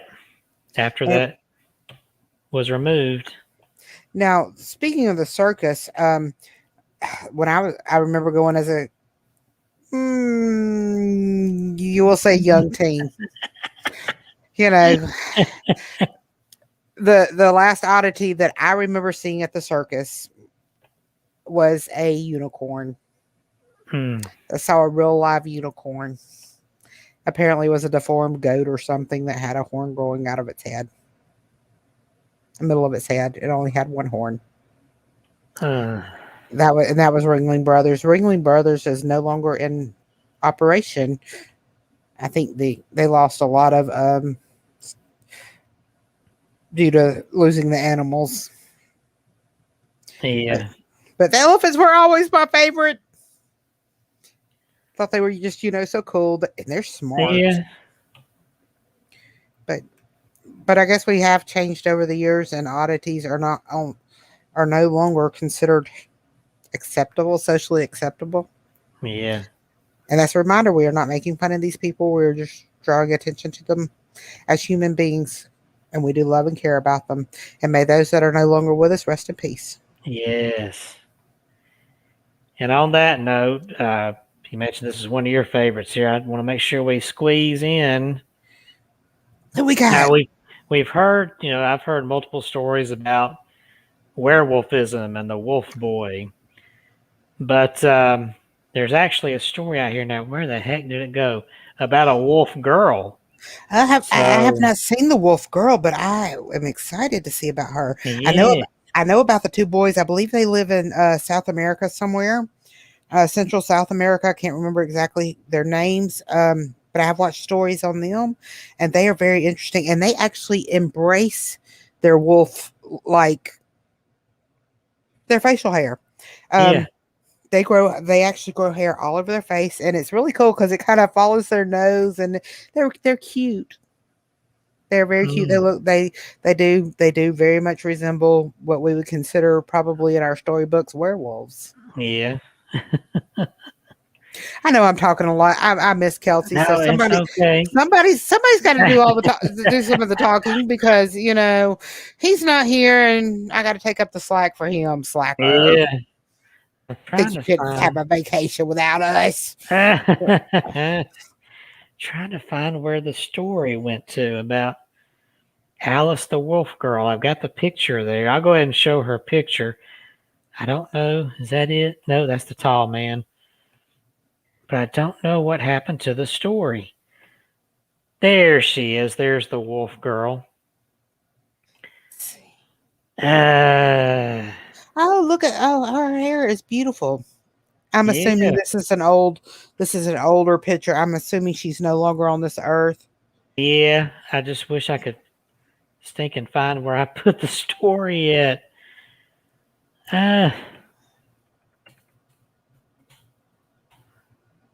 I thought, well, this would be different. I've always heard stories about wolf boys, but not about the wolf girl. But I just don't see the picture out here or the story out here, so I don't know what happened to it. We'll see But if I can. her name was Alice. I don't have the last name. I was hoping it'd show it on the picture. But she was a teenager who had what they used to call werewolfism. What is that? The real name of the condition though, where they're born with hair all over their body like that. No, Uh, it's not lycanthropy. That's being a werewolf. Um, but there's a lot of it out there. Hirschhorn syndrome. Well, here's another version. I've got hypertrichosis. Yes, hypertrichosis is another one. Yeah, and but I wish I knew where the story of this I girl. found her. I think I'm going to send it to you. I'm going to send you a story of a wolf girl. Okay, This may not be the same wolf girl, but I'm going to send you the picture of the wolf girl. okay. But there have been a lot of boys, girls, men, and women with that condition where they've just got a lot of hair growing around their body, on their face, on their just all over. And it's kind of hard to call it rare since there's a lot of them out there that have that. It seems like it's more so in India and Pe- let's see.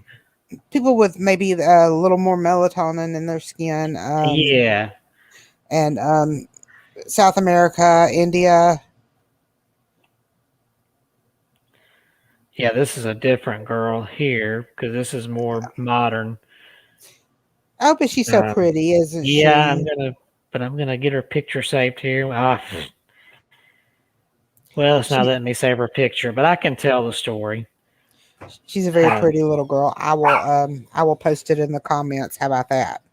okay, yeah, that'd be good. Let's see. On Facebook. I think I might have found an image here that will let me copy. Here we go. You got it? Um, hopefully this will. Yeah, there we go. Sorry about this delay, folks, but I hate when I save stuff, bookmark stuff, and it just vanishes while we're in the middle of a live show here. All right, here she is. Here is our modern day. Oh, come on. There she is, our modern day wolf girl. There she is. All right. Sapatra Sasufan says she doesn't spend time thinking about the rare conditions she has that leaves her with thick hair on her face and body, a determination to live a normal life that makes her an inspiration to all who know her. Supatra, an 11-year-old Thai girl who's known as Nat, suffers from hypertrichosis, or the Ambrose system, a genetic condition marked by excess hair on the face and body. All right. It's so unusual that there have been only 50 documented cases since the Middle Ages. Well, man, I thought there was more than that. When sufferers were actually feared to be werewolves. With thick hair covering most of her face, Nat hopes to be cured one day, but for now, she's determined not to let her hirsuteness hold her back. It's the way I am, Nat said in an interview with Today. I don't even think about it. At first, she was teased at school with other kids scared to look at her.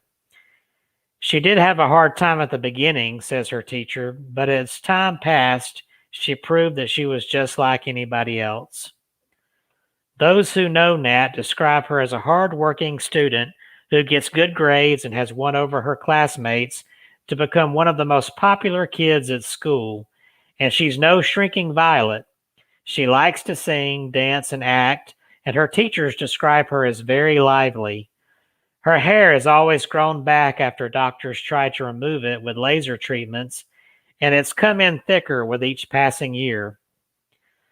Last year, Guinness World Records named her the world's hairiest teenager, and a world that makes her feel proud. Oh, an award that makes her feel proud. Being hairy makes me special, she told Guinness. This is the happiest day of my life. It's Nat's quest to be a regular kid that makes those around her feel proud. She's self-confident, her father told Today. She works and plays hard. We want people to understand she's a normal little girl. Nat was busy preparing for exams during Today's visit, and her studies paid off with high marks all around and an A in her favorite subject, math. She always gets such good results, says her mother. I'm proud of her. Even in a world where people can be cruel to those who look different, Nat has big plans to help others by becoming a doctor. So I can help sick and injured people, she told Today, and treat my mom and dad and relatives. So what a sweet child.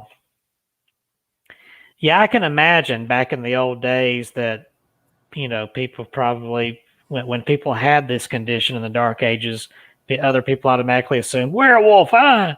You Yes. know, Yes. and She's beautiful. She is yeah, absolutely a beautiful child. Probably got a sweet spirit, and she's very proud of the fact. And I think that maybe built her confidence up, winning that World Book record there. yeah, Do you remember the movie Teen Wolf with Michael J. Fox in it? yes, I love that. That was the first. When we back in the early or mid '80s when we first got the VCR, that was the first movie we rented was Teen Wolf. Yes. Yes. It was a good movie, and I loved Michael J. Fox, who Yes, also suffers from a disease called Parkinson. And yeah, if you're not familiar, people are not familiar with that. That is caused by a lot of shaking, and he stutters over his words a lot because it's hard to talk when you're shaking. Um, yes, and it is. and drawing attention to it does make it even more nervous. But Yeah, he was a great actor, and even the famous people suffer with some of these different diseases that cause some of their oddities that we yeah, cherish and love. yeah, it does. Well, we got time for, let's see, we're at 8:42. We got less than 20 minutes to go, but I've got enough time for this next story about Alfred Pilgrim, who was otherwise known as the boy who lived without arms and legs. And he's not the first. I've seen some here in modern times on YouTube videos about people without arms and legs, but this one goes back in time. That's his picture there. Alfred Pilgrim. Missing limbs often made for successful sideshow acts.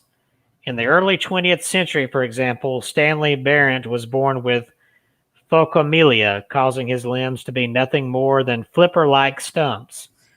Better known as CeeLo the Seal Boy, he awed audiences with his ability to shave, play cards, and do other everyday things.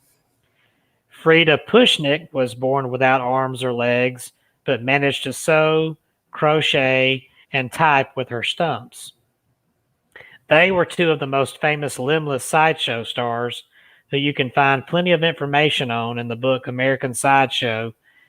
But years before them, there was the lesser known but quite talented Alfred Pilgrim, our subject here in the picture. He was born missing the majority of his limbs. It's unknown what caused his specific malady.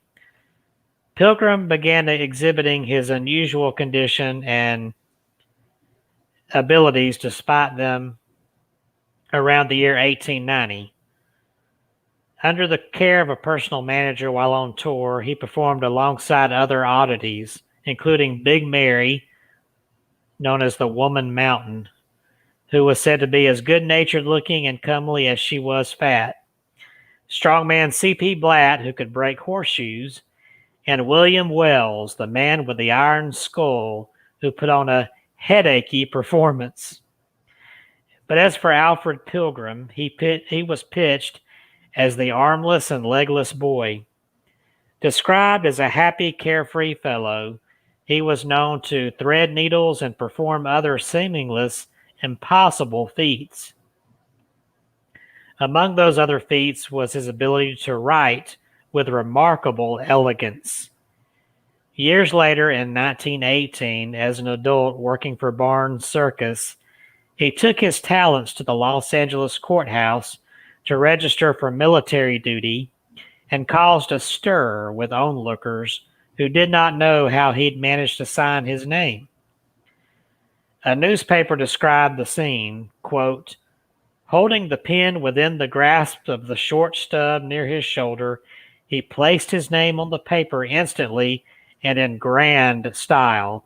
the best scribe in the house. Pilgrim had hoped to be drafted into the army as an expert penman. No articles reported whether a military job followed his sideshow career. And that's all they have here for him. That's amazing to not have any hands, mostly no arms, to be able to sign your name perfectly. I just sent you something very interesting too. It's kind of Okay. a it's have you I can't, let me look at the word real quick so I can say it correctly. People born with their fingers are ectrodactyly is a syndrome where I'm gonna try to show you guys. Let me get over here. Where these fingers are fused together like this. Yeah. Now, the very first time I went to a fair, I remember seeing a guy. He had on a glove, and he laid his hand out on the table, and he took a hammer and he hit his hand with his glove on. Okay. We had no clue that his fingers were fused together. I was freaking out. You see, he really got me big time. I was a little kid, There but you go. this little this guy right here, I want to talk about him. Okay. Um, Lobster Boy is what his name was. Grady Stiles got his claws and how he eventually began using them to commit murder. For more than a century, a peculiar physical condition known as ectrodactyly has afflicted the Stiles family. The rare congenital deformity makes hands look like lobster claws, as the middle fingers are either missing or seemingly fused to the thumb and pinky. While many may have viewed this condition as a handicap, for the Stiles family it was spelled opportunity as far back as the 1800s.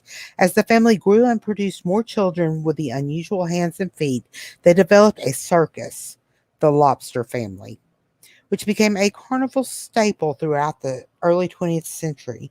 But one son, Grady Stiles Jr., would give the Stiles family a different, morbid reputation when he became a serial abuser and a murderer. Grady Stiles Jr. became Lobster Boy. Grady, who would become known as Lobster Boy, was born in Pittsburgh in 1937. At that point, his father was already part of the freak show, adding his kids with the same disease to the act. Grady Stiles Jr.'s case was pretty severe. In addition to his hand, he also had it in his feet, therefore, he could not walk. For most of his life, he primarily used a wheelchair, but also learned to use his upper body to pull himself across the floor with impressive strength. As Grady grew up, he became alarmingly strong, something that would benefit his homicidal rage later in life. Throughout his childhood, Stiles and his family toured with the carnival circuit, spending the off season in Gibsontown, Florida, as many carnies did. The family did well, and they made anywhere between 50 and 80,000 per season. And unlike a lot of freak show acts, didn't have to subject themselves to anything more than curious stares. Stiles grew up in the carnival world, and so it wasn't surprising that at a very young age he fell in love with another carnival worker, a young woman named Maria. Some sources say Mary Teresa, who had run away to join the circus as a teenager. She wasn't part of the act, just a staff member, but she fell in love with Stiles, and the two married together. They had two children, and like father before him, introduced the children with lobster or ectodactyly, I'm going to get that right in a minute, to the family business. Darkness emerged. As the children grew up, particularly Stiles' daughter, Kathy, who did not have the disease, was therefore somewhat the apple of her father's eyes. The Stiles family legacy began to take a rather dark turn. Stiles drank, and combined with his overpowering upper body strength, he became abusive toward his wife and children. At one point, he allegedly used his claws like hands to rip his wife's IUD from within her body during a fight and would use his hands to choke her, something they were seemingly designed to do well. The worst was yet to come, however, when Grady Stiles' teenage daughter, Donna, fell in love with a young man that he didn't approve of. He demonstrated his fatal strength. No one exactly sure what happened. Either Stiles went to see his daughter's fiance at his home or invited the young man over under the guise of giving his blessing for the wedding planned for the next day. However, it began on the eve of the wedding. Stiles picked up his shotgun and murdered his daughter's fiance in cold blood. He soon went to trial, having admitted to his act with no remorse whatsoever, but pointed out that he couldn't possibly be imprisoned, no jail could handle his disability, and to confine him to prison would be cruel and unusual punishment. He also, by this time, had acquired liver cirrhosis from drinking and had emphysema from years of cigarette smoking.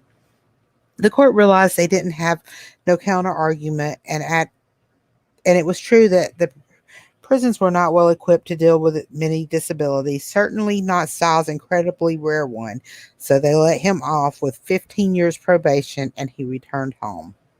Lobster Boy had by this time divorced his first wife, remarried another woman, and had two more children. He proceeded to subject them to his drunken rampages, and eventually his second wife divorced him. For a reason that no one knows, either in the Styles family or outside of it, has been unable to understand, his first wife agreed to remarry him in 1989. But Maria Theresa and her now grown children were not without their limits. Grady Stiles had evaded prison and gained a sense of being above the law, and thus the beatings became more severe. His wife had finally reached her breaking point. A few years after she remarried Stiles, she paid her 17-year-old neighbor Chris Watts $1,500 to kill him. Maria Theresa's son from another marriage, Glenn, helped her conceive the idea and carry out the plan. One night, Wyatt, a 32-year-old Colt automatic he had a friend purchase for him into Styles' trailer and shot him dead at point blank range. Not one of them denied that they had intended to kill Grady Stiles during the trial. His wife spoke at length of his abusive history. My husband was going to kill my family, she told the court. I believe that from the bottom of my heart. At least one of their children, Kathy, testified against him as well. The jury convicted Wyatt of second-degree murder and sentenced him to 27 years in prison. They charged his wife and her son Glenn with first-degree murder. She received a sentence of 12 years in prison. She unsuccessfully appealed her conviction and began to serve her sentence in February of 1997. She had tried to get Glenn to take a plea bargain, but he refused. The court sentenced him to life in prison. Just a significant portion of his living family was being tried for his murder. Grady Stiles' body was put to rest, or unrest, as it were. Lobster Boy was so disliked, not just in his family, but within the community, that the funeral home could not find anyone to be pallbearers. Intrigued by his looks at Grady Stiles Jr., also known as Lobster Boy, for more strange physical. Okay, that's it. But okay, this guy murdered his daughter's future husband and got away with it, Shoo. and sentenced to 15 years of probation. His wife and his children and stepson killed him, and they go to prison. And he was a horrible person. Yeah, something's a little wacky there. Just a little bit wacky on that side of the Yeah, story. But it was very interesting that we did find someone that had a disability that was a oddity, and yeah. it was a flaunted oddity. And come to find out, he was sinister and a murderer. I had read about him a few months back. Like I said, I enjoy learning about some of these people, Yeah, yeah, and me too. I don't know why I find it interesting. I guess because I like the abnormal. They're more. Yes, me too. We are abnormal. Ah, We're more ah, abnormal. People are ah. interesting. No. Kevin, I've enjoyed tonight with you. Yeah, me too. I have Miss Kelsey, and I hope he's doing well. And really do not have to send the dogs out after him. And I want to the Wish Doctor, thewishdr.com to get your wishing machine, Yes. and datingthedead.com to get your book. Um, Kevin's myhauntedDolls.com, where he's got at least 13 that I Yeah. can remember books. One of his latest ones was Crimson the Blood Painting. And of course, I'm going to have to do Kelsey's line, not to be confused with Crimson Tide. It's very interesting. And that's a cool painting. It really is. Yeah. And Patty Doll. And I believe he said he Mhm. was doing a show on Patty Doll this week. Yes. This Friday night, a live show, I believe. Is it live? Yeah, this Friday night I'm gonna go ahead and do a live feed with little Patty Doll, my first original haunted doll, haunted item. And I'm not giving that poor little girl attention lately, so I'm gonna give her some spotlight. And we had Jeffrey, and I'm not sure if Jules is still in my bedroom. Juliet the blind and deaf dog. She must not be, because our Jeffrey's actually still with his doll, because at the beginning of the show, Jeffrey was on here and Miss Juliet was barking and carrying on, and I don't know why she was, but isn't he the cutest little thing? He's so cute. Yes, he is. His little nose. But My sister had one of those when we were kids, and she probably should have kept it. It might have some value now. I don't know. I don't think they really have value as much Yeah, as sentimental value. yeah, But I thought he was adorable, and he needed to come home with me, so he came home with me. And yeah. this is Jeffrey, and you might see Jeffrey again. And we've got Sweet Haunted Caroline, and I have a few others. I have Heather, I have Jenny. God, I can't remember all their names. I gotta go look them all up. There's so many. And then, of course, I collect reborn dolls, and I've got Jack, and I've got Ellen, and I like my babies. Yeah, I know you do. It's his fault.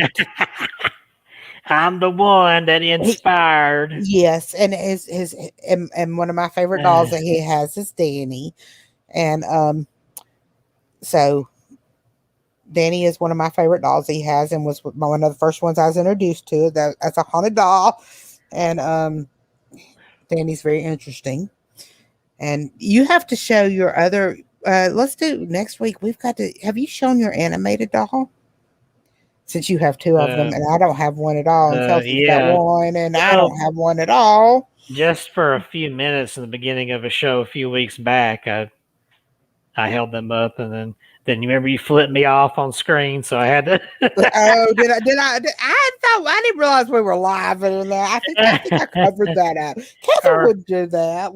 Maybe we were live. I know it was at the very beginning. Maybe we were not live yet. It was at the beginning. I know, but I don't think we were live when I did that. We may not have been live. I can't remember. But they were rubbing it in. Him and Kelsey both were rubbing it in that they had these animated dolls that I don't have yet. I wasn't rubbing it in. I just was. But Kelsey started that. I know. He showed his, and I just had to get one. I know, they're so cute, aren't they? And I had to get the girl to go with him, a boy and a girl. Yes, I'm definitely going to pick me up one sometime or another. But I've enjoyed the night with you, Kevin. It's been fun. I have too. I hope I didn't give you too much heck. No. Somebody, I'm not Kelsey. I'm not as good at giving heck like Kelsey is.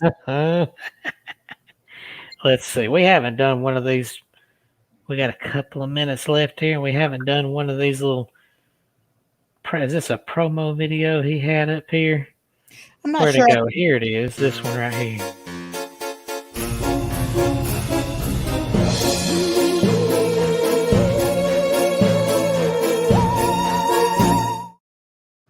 Yeah, that's it. League of Future Corpses. That's what we are. Yes, and order your T-shirt if you guys want a Future Corpse T-shirt. We can get you a Future Corpse T-shirt. And let me tell you, men, if you wear this Future Corpse T-shirt, all the ladies are going to be looking at you.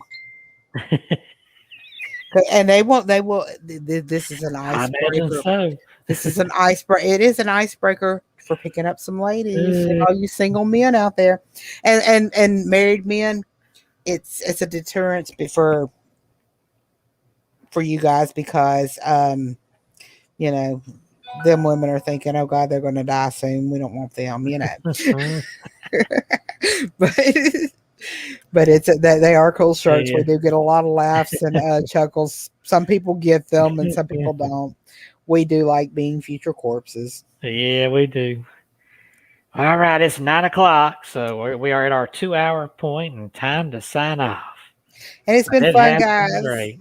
And we'll be back. And thank you to my Haunted Dolls YouTube viewers. I'm glad I finally got this broadcasted there too. We've been doing this for a while on the Abnormal Alabama show, and I never did get it connected to somebody. A few of y'all commented about Crimson the Blood painting. I'll talk about that one day soon in a future episode, probably on my Haunted Dolls, and do another video of her. But Yes, thank you all for tuning in. we've enjoyed you guys, and Yes. happy hunting, Happy happy hunting. Bigfoot hunting, white thing, whatever you do, just enjoy yourself and live life to the fullest. Bye, Yes. guys. Good night.